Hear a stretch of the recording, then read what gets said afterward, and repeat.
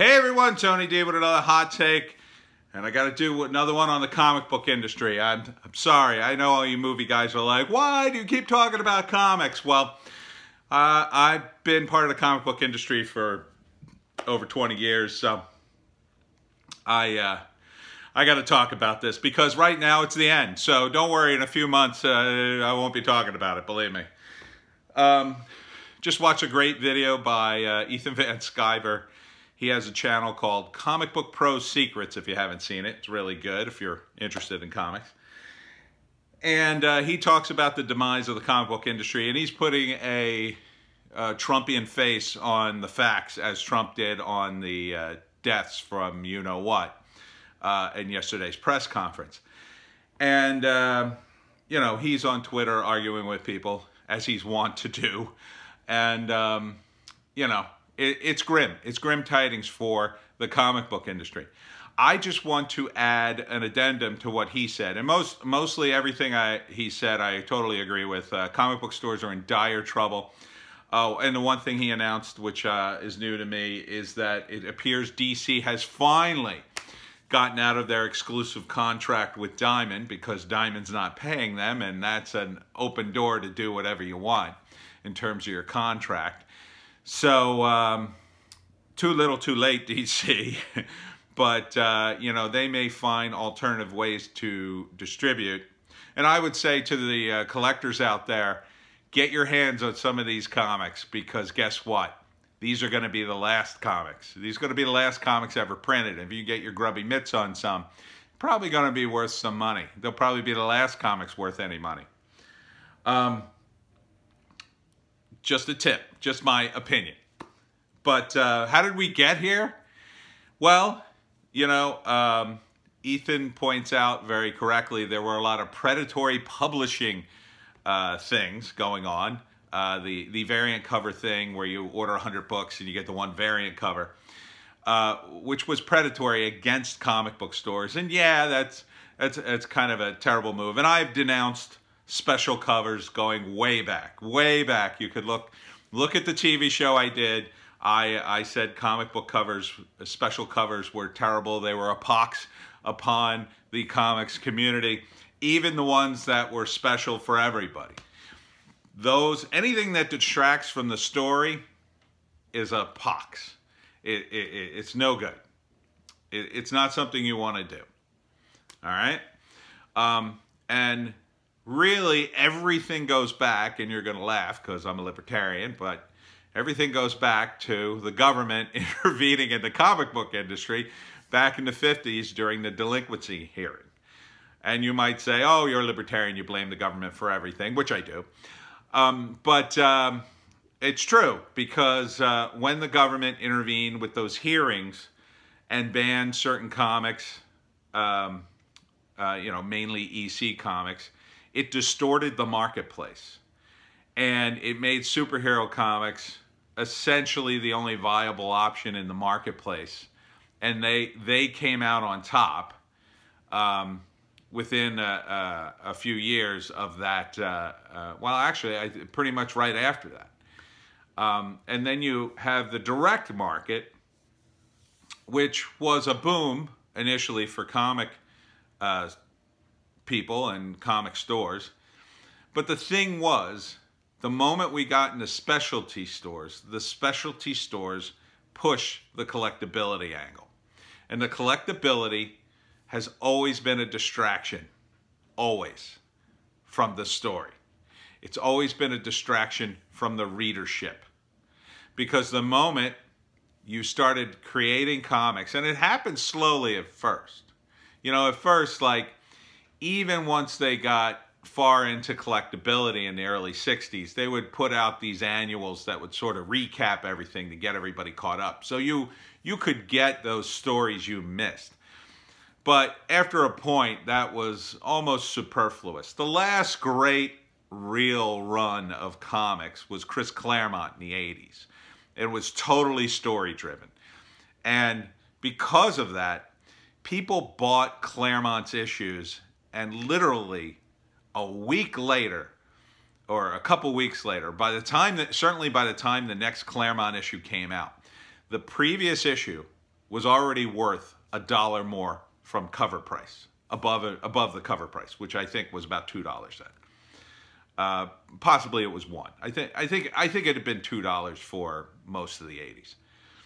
And you could reliably raise the price on that probably up to about $5. Once you got into special issues where big things happened, you could go, the sky was the limit. And that was because Claremont's X-Men was story-driven. People had to read it. You had to find out what happened. The art didn't matter as much, although the art was good.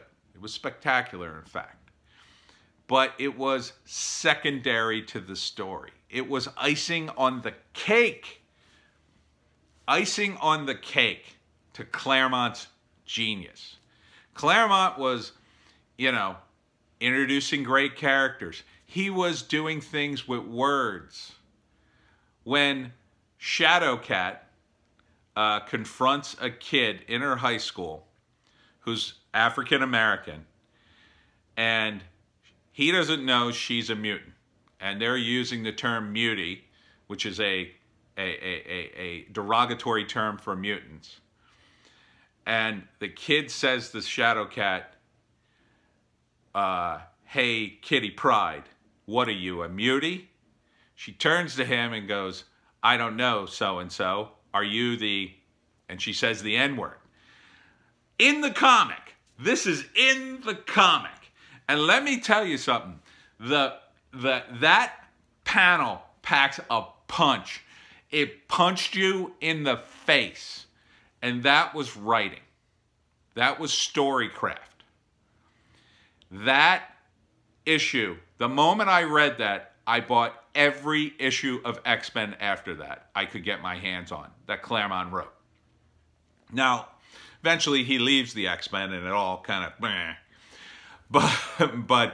the 90s come.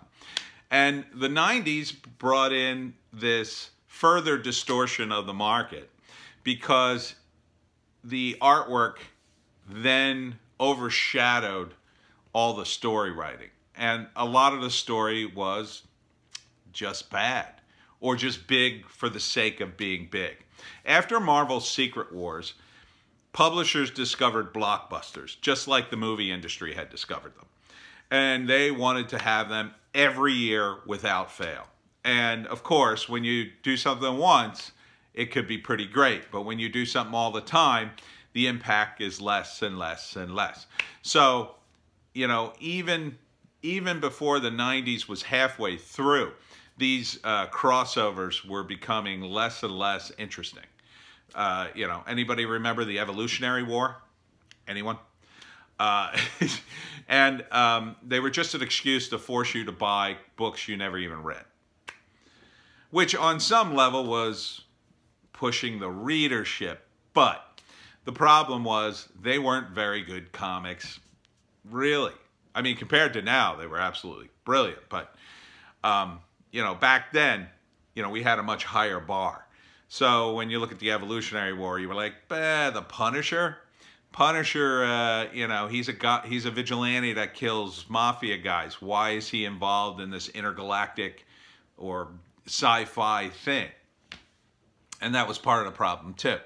And, you know, Marvel, DC, they had too many characters, just too many. They're trying to promote too many things at once, constantly trying to push them on you. The height of that was when Perlman was running, I think it was Perlman running Marvel, and they had 70% of the market share, and they pushed for more titles, and that's where you get the rise of the Midnight Suns and that whole sort of horror imprint, and they had like 1 million imprints, and they just flooded the market with titles in an attempt to push everybody off the shelf, which was bad business because they started at that point really ignoring their audience. Their audience bought $20 to $50 worth of comics every week, and when they flooded the market with more comics, they didn't spend any more money because they were maxed out. That's what they spent. That was their budget for comic books. So the writing drives sales. The story drives sales. And good luck telling me the latest story at either of the big two. And part of the problem too, as someone pointed out in Ethan's Twitter feed, was a lot of these characters had run their course. They were 70 to 90 years old. They run their course, which is true. Although there is a way that editorial could step in to mitigate that. And the mitigation factor would be, you cannot keep revealing stuff about Clark Kent. You cannot keep doing personal stories about Bruce Wayne or Peter Parker. Their personal stories have been over for literally decades. And despite the fact more personal stories tend to be better and tend to be bigger sellers, you had to stay away from them because these characters were iconic.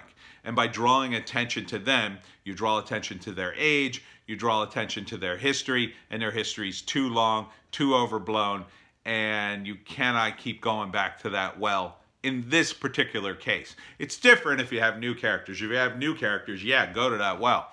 But if you have characters over 50 years old, you can't tell yet another story of, well, you know, this happened when I was 5 years old and now it ties into the modern day.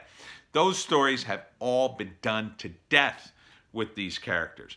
You're better off telling a new story, a story about a new villain or a new opponent or a new character that Spider-Man, Batman, Superman meet. Because that way, you can do all kinds of things with that new character. You can kill them off. You can do the hero's journey with them, and you know the Spider-Man, Batman, or superhero character can be front and center through the whole thing and instigate it. But ultimately, you want to put the focus on characters that you can make real things happen. And you could make real things happen with these other characters. You can't make Superman married. You can't marry Spider-Man. You can't. Because then the next step, well, when are they going to have kids? And then they have kids. Well, you know, kids got to get older. Franklin Richards is a huge problem in the Marvel Universe. He's a huge problem.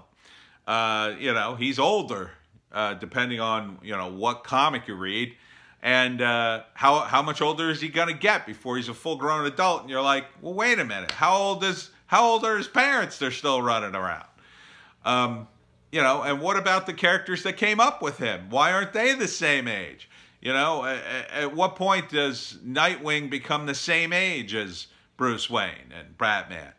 And how many more Robins are we going to have? See, that's the problem. You cannot keep progressing this. You cannot keep saying, well, here's another Robin. How many Robins are you going to have? 50? What happened to all the old guys? Oh, well, they've retired or gone on to other things. Well, you're still being Batman. That doesn't make any sense.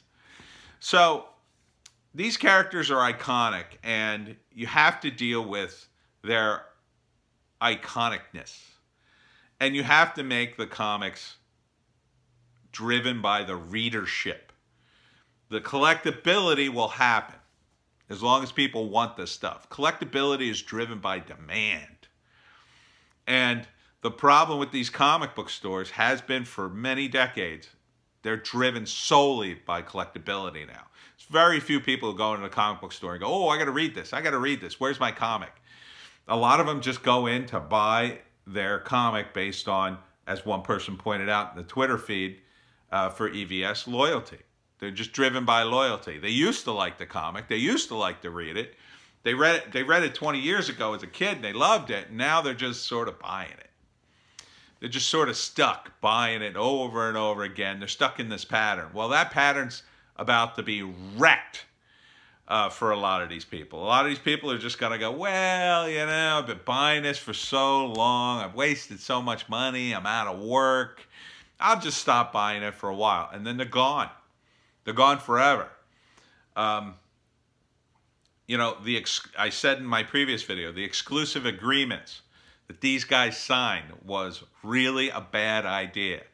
If they hadn't signed this agreement, if Image had saved Cap City, or one of the other companies had saved Cap City and said, no, we're not going to go exclusive. We're gonna make sure all these distributors survive.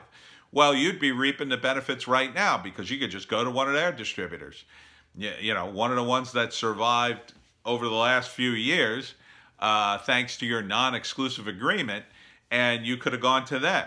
If you had stayed away from variant covers, if you had kept your cover price cheap and kept your comic books thick, if you had transferred to a more readership-friendly format, if you had gone with digital, full bore, you know, EVS says only 10% of the comic fans make up, you know, the digital sales. That's because they're too expensive. Who the hell wants to pay $4 for a digital download? You can download whole movies for less than that in some cases. You're going to tell me it's worth downloading a new comic for $4, $3.99? No. Not unless I'm working on it. If I'm working on it and I got to read it, yeah, I'll download it. But $4, that's a lot of money for nothing. For nothing, for a bunch of ones and zeros, which, by the way, if the reader or the you know, you don't have a PDF of it, you get like a file that only certain programs can unlock, and if that file goes away, if the reader goes away, you don't even have it. So you don't really even own it. You're renting it. No, too much money. The reason no one's reading it online is because it's not a compelling reason to read them at all. The people who are reading comics, in my view, are mostly people who have a very low bar for comics. No offense. Most of the comics aren't well written, so what you're getting is a shadow of a shadow of a shadow of a shadow in terms of the writing. I'm not talking the art. I'm talking solely on the writing. So you're getting a guy who writes the book, who used to read it, they're a big fan, and you know, you're essentially getting fanfic. That's the level of writing you're getting, in my opinion. Now, that's not for everything. Some guys are good. There's some good writers out there. But let me tell you something. I wrote for Bongo Comics, and that was the Simpsons and Bart Simpson comic. The bar was pretty high for writers there. Pretty high. You cannot write a Simpsons comic and not be funny. I used to get notes back. CBF could be funnier. Not even saying that it wasn't funny. I had to be funnier because it was The Simpsons. And writing comedy's tough. And, you know, most of the guys, you can't rest on your laurels of what happened before in The Simpsons like you can on Superman.